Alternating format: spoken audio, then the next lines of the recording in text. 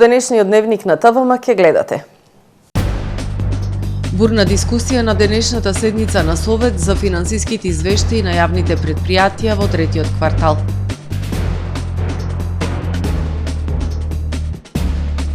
Од политичката партија Левица поднесоа кривична пријава за борбите со кучиња. Од утре стартува дневната ефтина тарифа на струјата.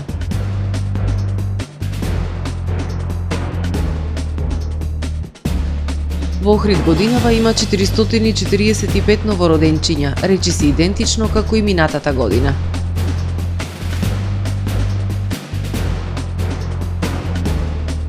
Путин ги повика руските жени да раѓаат повеќе деца. За најавените и за останатите настани ќе ви информираме во дневникот кој започнува по временската прогноза. Останете со нас.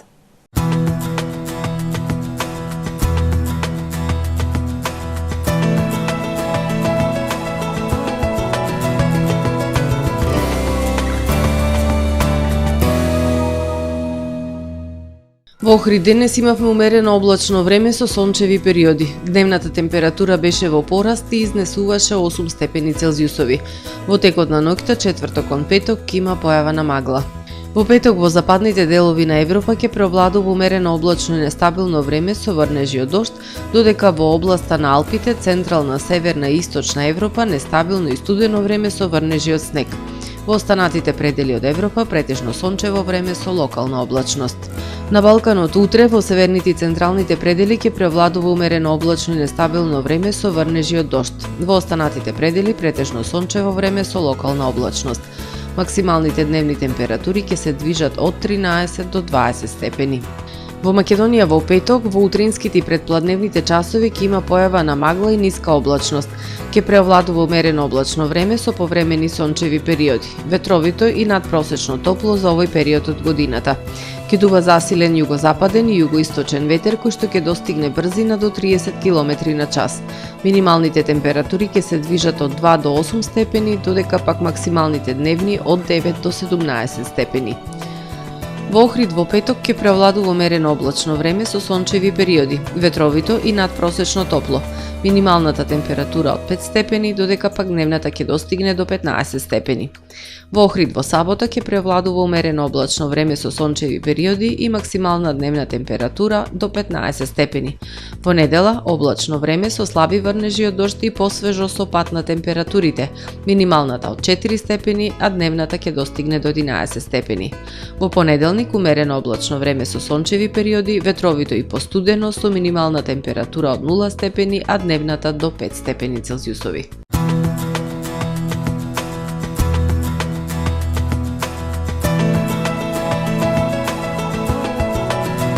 Гледавте Метео на ТВМ по соработка со Трпе Инвест.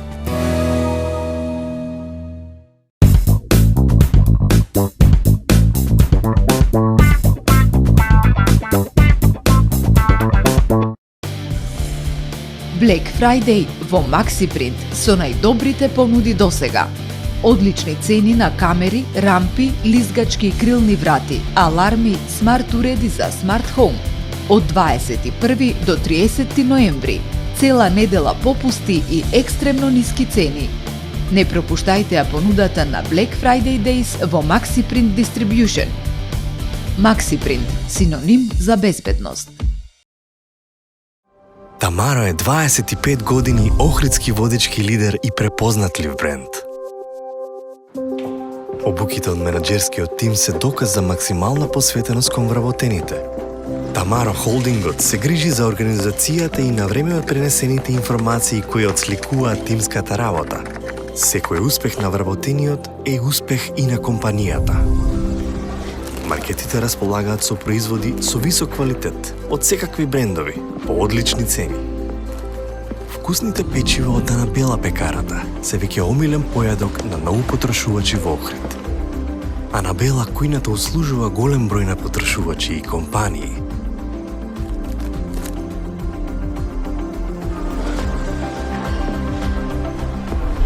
Рибарата е секогаш снабдена со најразлични видови на риба и морски плодови. А месарниците располагаат со свежо месо и месни производи во секое време. Уживајте во својот охридски домаќин. Тамаро, повеќе од маркет. Добре дојдовте во светот на Кармен Бау Центар. Во беспрекорно уреден продажен простор, купувањето во еден Бау Центар никогаш не било попријатно. Со гордост ви го представуваме нашиот шоурум Мараци, со најголем избор на плочки од Мараци и санитарија од светски познатите брендови Грое, Колпасан, Идеал Стандард, Рока, Унитас. На располагање ви е нашиот архитект, кој ќе ви помогне во осмислување на вашиот проект. Располагаме со најбогатата палета на ламинат во државава. Одберете од 100 различни дизајни на Swiss Chrono. Покрај стандардниот избор на фасадните системи Knauf и Бекамент, ви нудиме богат избор на професионален алат на реномираните производители Bosch и Divol. Кармен Бау Центар на улица Железничка.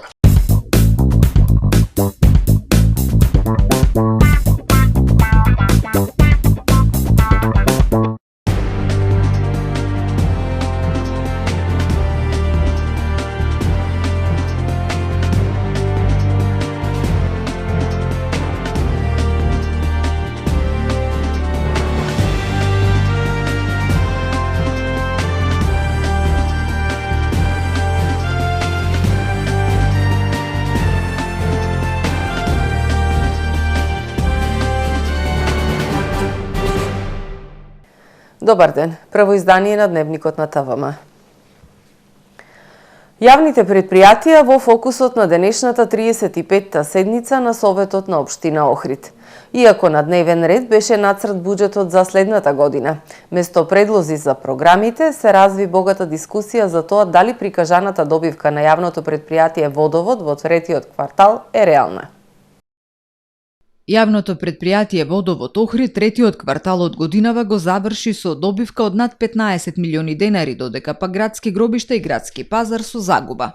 Извештаите генерално покажуваат дека јавните предпријатија не можат да функционираат без помош, односно субвенциите од локалната самоуправа, а некои од нив не остваруваат доволно приходи од дејноста за која се основани, упати критика на денешната седница опозицијата во градскиот совет. Ако направиме анализа на извештаите од работењето на јавните предпријатија, тогаш ќе увидиме дека јавното предпријатие Билјанин извори се претвори во инкасатор, бидејќи 3 милиони денари приходи остварува од основната дејност, а тоа се спортските објекти, додека пак високи 24 милиони денари се од стопанисување со паркинг простори сидриштето. Слична е и состојбата со градски пазар, кој помалку од половина од приходите ги остварува од закуп на тезги, а останатите се од субвенции од општината и издавање локации за реквизити и куќички кои ни го красат градот на лето, кажа координаторката на советничката група на СДСМ Живка Ангелоска. Се поставува прашање дали ќе може ова предпријатие да обстојува и понатаму, затоа што не секогаш ќе може општината да ги субвенционира јавните предпријатија и сметам дека треба долгорочно за одредени јавни предпријатија навистина да се преземат мерки за да може да одговорат на задачите кои што им се поставени. Советничката од СДСМ Милена Гроздановска пак се задржа на анализа на позитивниот резултат на Водовод и колку е тој реален. Зголемени се приходите од наплата што се должи на покачување на цената на водата. Добар дел се субвенциите од локалната во износ од 7,5 милиони денари, а на страна на трошоци најголемо намалување имаме кај сметките за електрична енергија што се должи на снабдување со струја на регулиран пазар, кажа Гроздановска. Таа се осврна на прикажувањето на отписот на обврските на предпријатието и ненаплатените побарувања и нивното влијание врз прикажаниот резултат. Во моментов ние гледаме дека ова јавно предпријатие во делот на останати приходи ги има евидентирано отписот на обврските и со тој дел му се зголемиле приходите, а во делот на останати трошоци, каде што треба да ги евидентира и отписот на побарувањата, односно да направи вредносно усогласување на побарувањата, имаме состојба 0. Вие сте се потрудиле да направите анализа, односно да извадите како податок колку имате отпис на обврски и тие сте ги ставиле во приходите и сте ги зголемиле приходите. Меѓутоа, свесно или несвесно, не сте направиле анализа колку имате ненаплатени поверувања кои што се постари од 3 години, со 39-ти тоа може да се утврди, имате податоци, траен отпис да се направи квартално и побарувања кои што ви се ризични. Што можам да дојдам до заклучок дека тоа не ви одговара, бидејќи ненаплатени поверувања се доста поголем износ и би делувале во зголемување на трошоците, односно со тој износ би се намалила и добивката која што ја имате искажано во износ од 15 милиони. Гроздановска побара информација дали јавното предпријатие Водовод презема нешто во врска со загубата на вода, што е огромен трошок за предпријатието.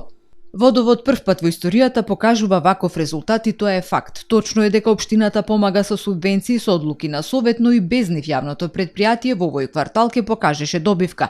Точно е и тоа дека трошоците за струја се намалени, но доколку се споредува, треба да се види каков бил резултатот од работењето на предпријатието пред енергетската криза, кога со помала цена на струјата работеше со загуба, кажа Маријан Ристевски, директор на Водовод Охрид. Поборувањата кои што ги спомнувате и она што не е пишано, треба да имате предвид дека се работат за приходи или побарувања кои што биле 15 години на нас останати и тоа е процес кој што ние лека по лека треба да го чистиме. Загубата на вода е процес кој што не е решлив во еден квартал или во една година или две, тоа е 30 годишен проблем на јавното предпријатие.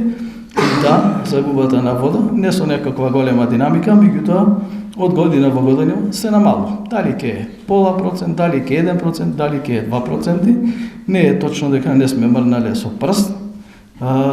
Се работи на неколку проекти. Председателот на, мислам на една од претходните седници најави некои проекти, меѓутоа треба да изготвите проект, треба да го аплицирате проектот, треба да обезбедите средства и да дојде реализација. На прашање од советникот од СДСМ Бојан Михајловски докаде е постапката за набавка на бројла за детектирање на загубите на вода, Ристевски кажа дека проектот е доставен до Министерството за животна средина и просторно планирање и се чека негово одобрување.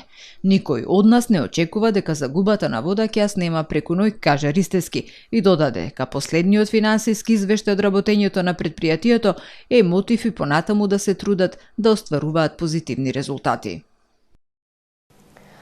На денешната 35-та седница, Советот го усвои нацрт буџетот на општина Охрид за 2024 година. На дневен ред беа 85 точки. Подетално за дел од точките на дневен ред на денешната седница, ТВМ ќе ве информира во следните информативни блокови. Еве накратко што се денеска беше изгласано.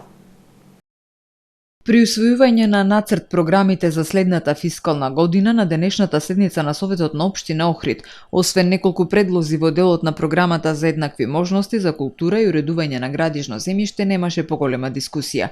Беше прифатена иницијативата на советничката од СДСМ Живка Ангеловска при конципирање на буџетот за 2024 година да се води сметка за принципот на родова сензитивност и родово одговорно буџетирање.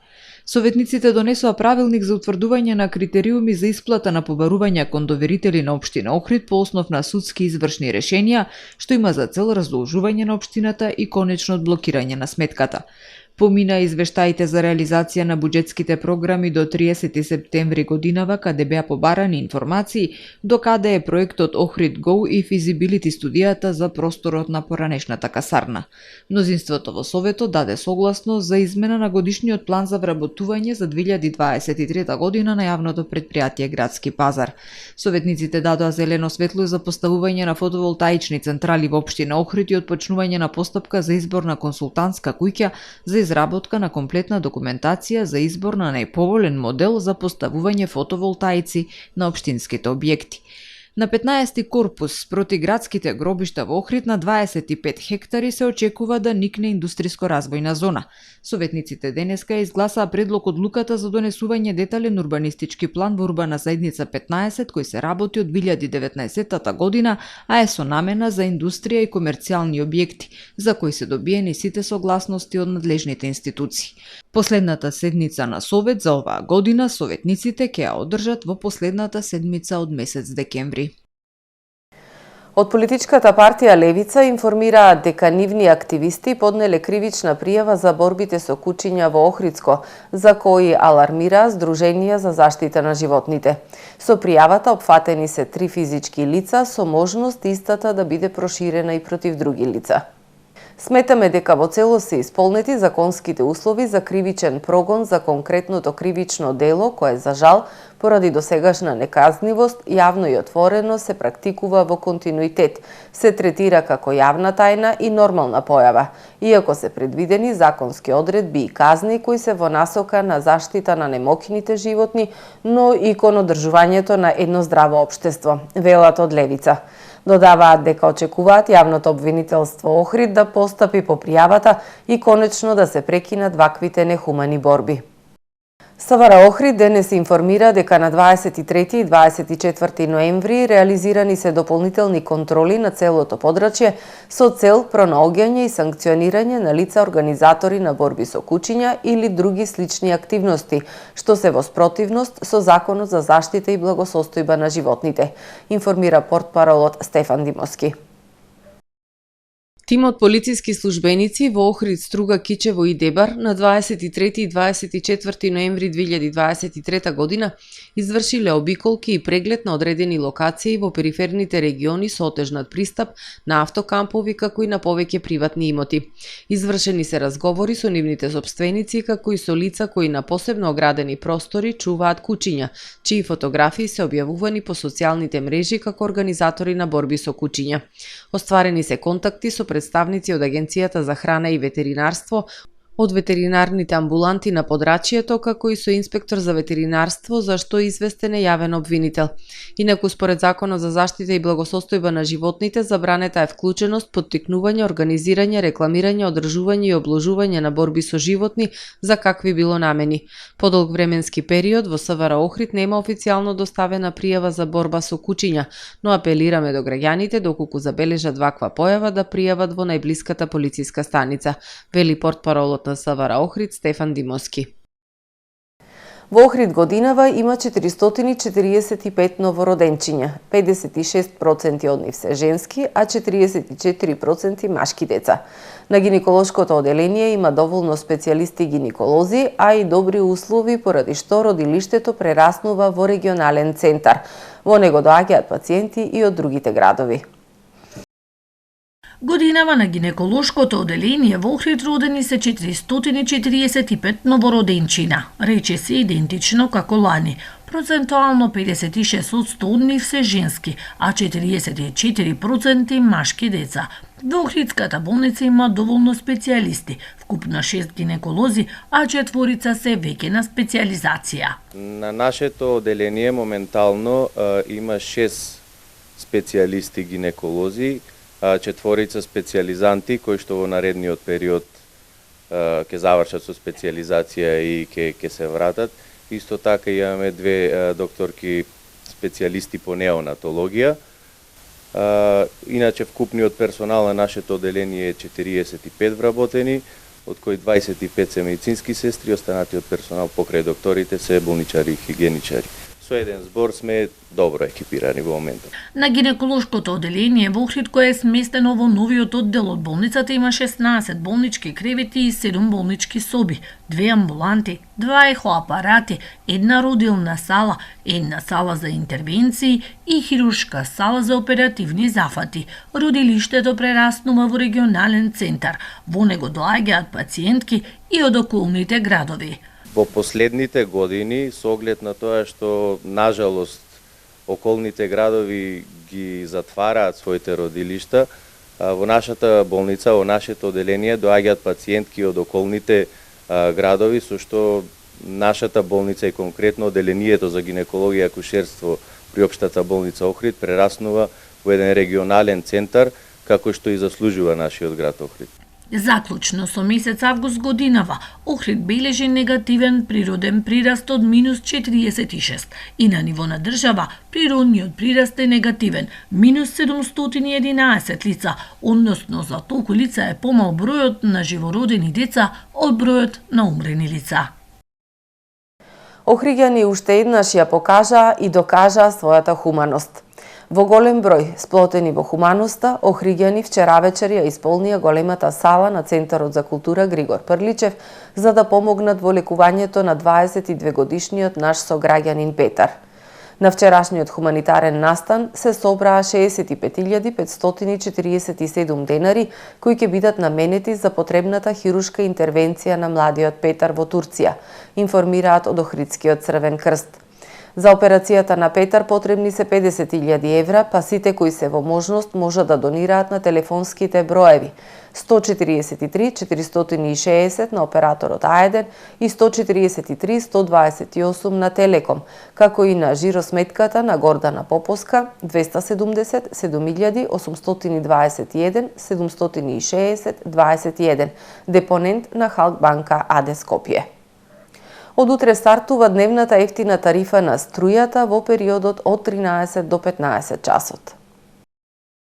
Со воведување на дневната ефтина тарифа, домакинствата ќе имаат на располагање вкупно 11 часа ефтина електрична енергија во текот на едно денонокие од понеделник до сабота и 24 часа во ден недела. Регулаторната комисија за енергетика по направените анализи оцени дека се создадени услови домакинствата да користат дополнителни часови во кои што надоместокот за потрошената електрична енергија ќе се пресметува по ефтина тарифа.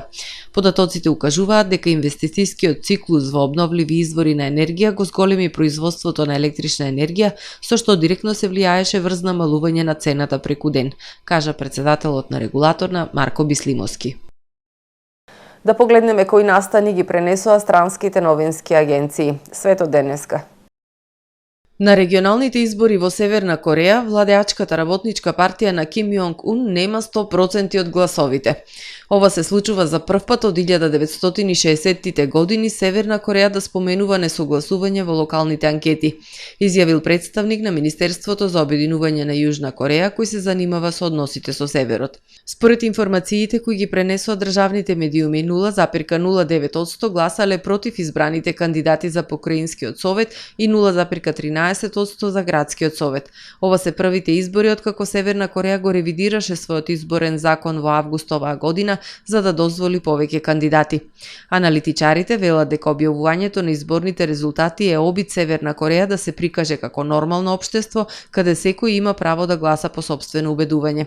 Дискретното гласање најверојатно ќе остане ограничено бидејќи кутиите ќе продолжат да бидат видливо надгледувани, се вели во извештајот на Истражувачкиот центар Азиско-пацифичката фондација на Канада, додавајќи дека процесот на селекција на кандидатите ќе остане под строга контрола на Пјонкјанг.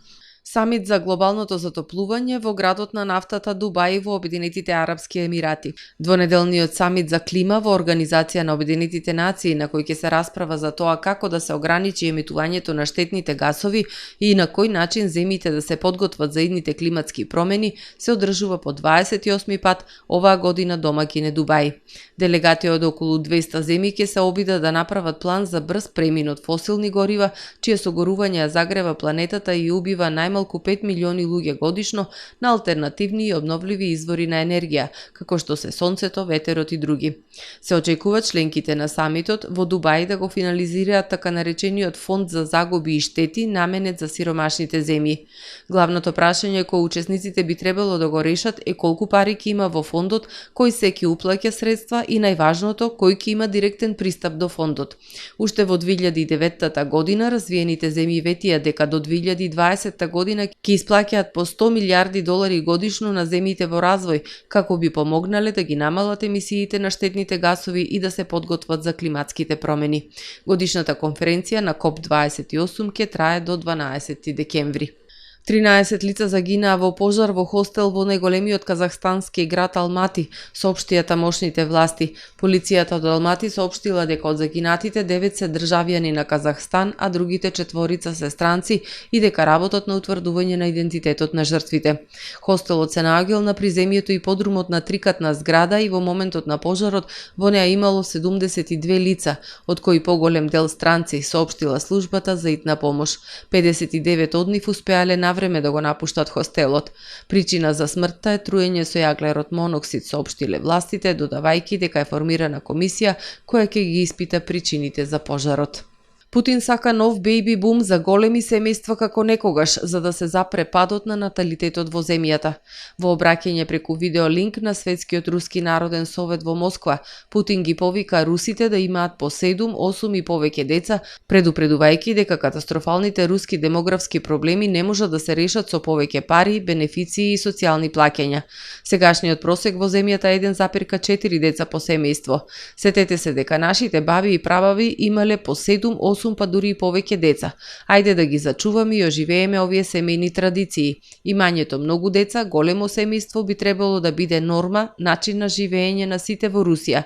Семејството не е само основата на државата и општеството, туку и духовен феномен, извор на моралот, изјавил Путин. Тој јавно има признато дека е татко на 2 ќерки, но се верува дека има 6 деца од 3 жени. Почитувани гледачи, го завршуваме првото издание на Дневникот на ТВМ. Ви благодарам за довербата. Пријатно!